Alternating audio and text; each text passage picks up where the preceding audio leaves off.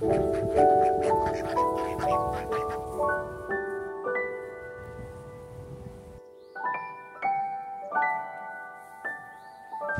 tout le monde, bienvenue à la Fermette de Sérénité. Cette semaine, je fais une petite capsule vidéo sur le développement durable et les fameux changements climatiques qu'on entend tant parler dans les médias.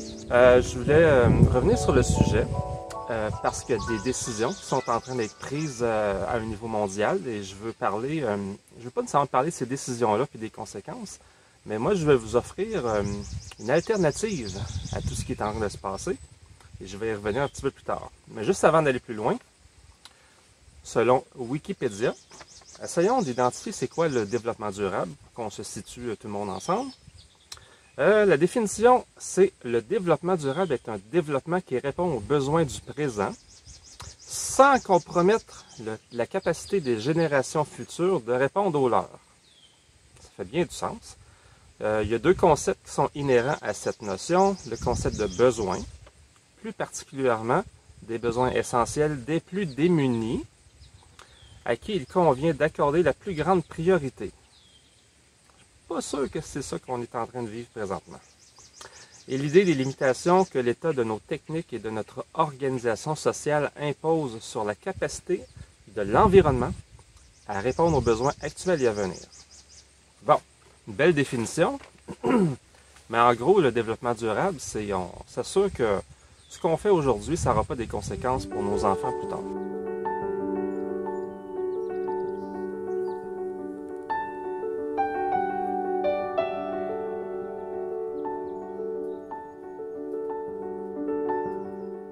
Les décisions qui sont en train d'être prises par l'ONU, certaines élites mondiales, concernant le développement durable, semblent toutes être basées sur les changements climatiques. Les changements climatiques ont poussé ces gens-là à prendre des décisions, à mettre en place des lois, en passant des lois qui vont être appliquées à un niveau international, mondial. Donc, c'est pas seulement dans les pays qu'on entend parler aujourd'hui. Mais il existe encore beaucoup de débats ou beaucoup d'opinions divergentes sur les changements climatiques. Il y a des gens qui disent que c'est pas vrai, c'est une arnaque, les changements climatiques.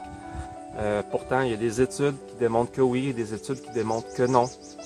Moi, je suis pas le spécialiste dans le domaine. J'irai pas. C'est pas moi qui va vous dire que c'est vrai ou que c'est faux. Mais il faut comprendre que c'est sur ce sujet-là que les décisions sont prises. Donc, ce qui se passe aujourd'hui au Sri Lanka, aux Pays-Bas, les agriculteurs se révoltent.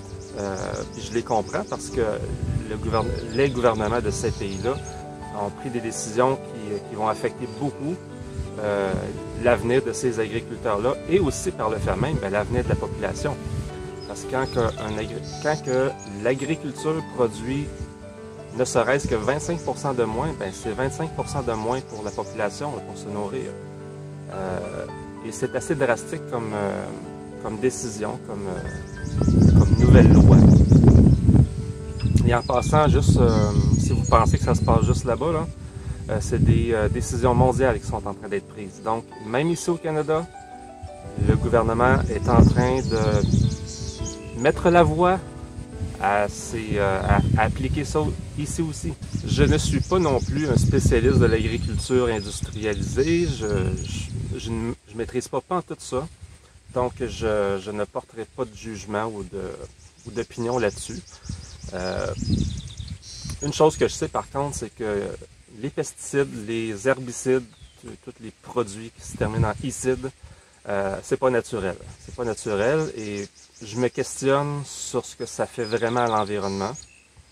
Je suis pas convaincu que c'est l'avenir. Je suis pas convaincu que si on continue dans ce sens-là dans les prochaines années, prochaines décennies, qu'on va vers la bonne direction. Mais d'un autre côté, les décisions qui sont en train d'être prises à un niveau mondial contre les agriculteurs, contre l'agriculture en général, c'est ça qui va causer des pénuries alimentaires, des famines. Donc, on est en train de vouloir régler un problème pour en créer d'autres.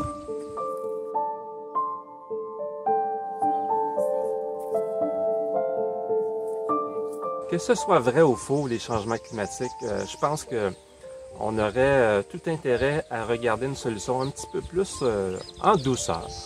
Hein? Si on s'accorde sur le fait qu'il faut réduire les insecticides et les produits chimiques qu'on met dans les champs, si on regarde une alternative qui irait un peu plus vers moins d'importation, parce que vous savez, ici au Québec, on importe beaucoup de fruits et légumes, alors qu'on pourrait très bien produire ici tous nos fruits et légumes. Hein? On a beaucoup d'espace, on a beaucoup de ressources naturelles. Ce qui manque, on n'a pas assez de maraîchers. Présentement, les maraîchers déjà en arrachent au Québec à cause que les grandes compagnies, les grandes chaînes d'épicerie se battent pour avoir le meilleur prix des grossistes, là, même pour les producteurs québécois. Les épiceries se battent pour avoir le meilleur prix. Ce qui fait en bout de ligne que les agriculteurs qui produisent pour le Québec, ils n'ont pas beaucoup de marge de profit, donc c'est difficile pour eux. Donc plutôt que d'importer en masse comme on fait présentement, pourquoi qu'on n'aurait pas un programme, en fait un vrai programme de développement durable ici au Québec, formation de maraîchers, hein, vraiment mettre l'accent là-dessus, promouvoir cette formation-là, aider les maraîchers qui veulent démarrer aussi, que ce soit en serre, que ce soit en maraîchage intensif, il y a toutes sortes de façons de cultiver. Hein, comme ici, on ne peut pas dire qu'on est en maraîchage intensif, mais quand même, on va avoir une belle récolte. Et comme je disais tantôt, ici au Québec, on manque vraiment beaucoup de maraîchers. C'est un peu comprenable parce que les gens vont naturellement à l'épicerie, ils veulent acheter un concombre 1 pièce plutôt que de l'acheter 1,5 pièce chez un maraîcher, alors que la qualité est pas mal meilleure chez le maraîcher.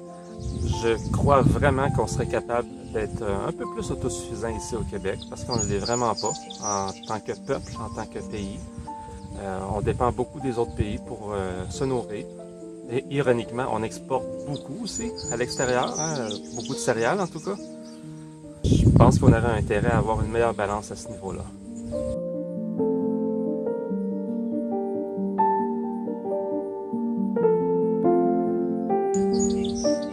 Mais tu sais, entre vous et moi, là, le vrai problème derrière tout ça, là, je pense pas qu'il va se régler avec la solution que j'apporte. Pourquoi que c'est comme ça aujourd'hui? Parce qu'il y a l'appât du gain, il y a l'appât du pouvoir qui est derrière tout ça. Hein, les grandes chaînes ne veulent pas perdre le pouvoir, ils ne veulent pas perdre de profit. Certaines organisations comme la MAPAC et d'autres grandes organisations syndicales veulent pas perdre le pouvoir, ils veulent pas perdre de profit.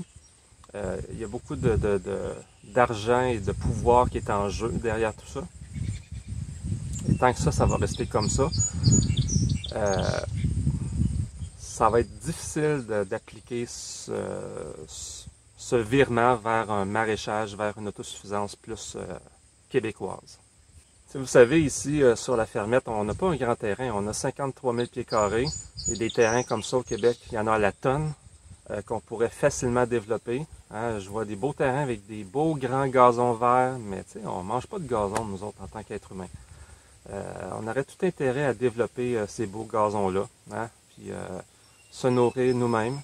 Ici, avec les chèvres et les poules qu'on a, on produit beaucoup plus que ce qu'on consomme. Donc, parfois, on vend des œufs. Mais même au niveau des œufs, il y a tellement de réglementations, c'est dur à suivre des fois. Au niveau des chèvres, à la limite, selon la MAPAC, on n'aurait même pas le droit de boire notre lait de chèvre.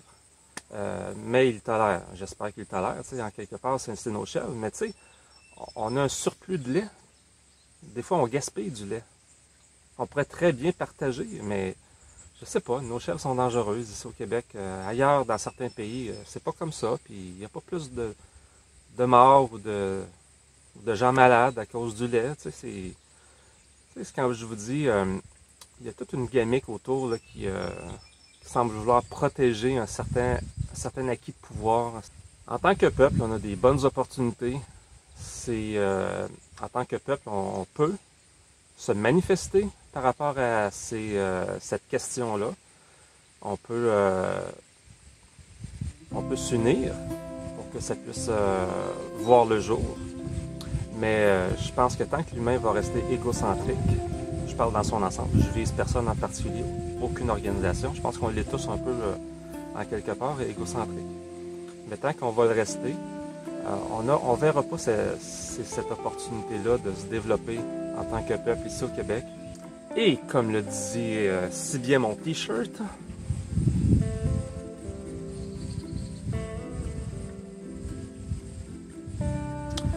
hein, la véritable autosuffisance est altruiste, donc elle est dirigée vers les autres.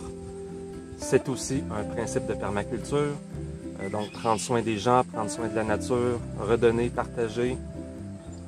Finalement, arrêter de regarder son propre nombril et penser qu'on n'est pas les seuls autour de nous. Il y a des gens autour de nous qui ont des besoins, puis qu'il y a une génération qui va suivre aussi. Fait qu'il faut penser à ça. Il faut être altruiste, comme le disait si bien mon t-shirt. Est-ce que vous voyez, vous aussi, les opportunités qu'on a? Est-ce que ça fait du sens, ce que j'apporte? Êtes-vous d'accord? Avez-vous une opinion sur le sujet? Êtes-vous peut-être un influenceur dans le domaine? Peut-être que vous êtes un maraîcher et vous aussi, vous comprenez l'enjeu que vous vivez. Hein? C'est pas évident ces temps-ci.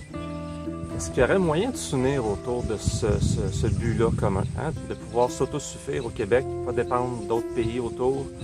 Je ne dis pas que l'importation et l'exportation est mauvaise, mais je pense qu'on aurait intérêt grandement à réduire, à produire un peu plus ici, à peut-être exporter et importer des choses qu'on n'est pas capable de produire, mettre l'accent là-dessus. Enfin bref, si ma vidéo permet de vous faire réaliser une réalité que peut-être vous n'aviez pas pris conscience, ben tant mieux.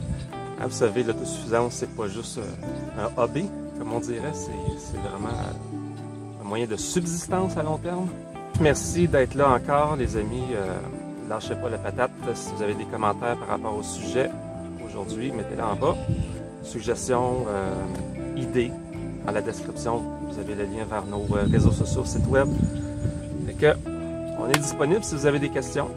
Fait que lâchez pas la patate, prenez soin de vous, soyez bénis, et on se revoit dans une prochaine vidéo. Ciao!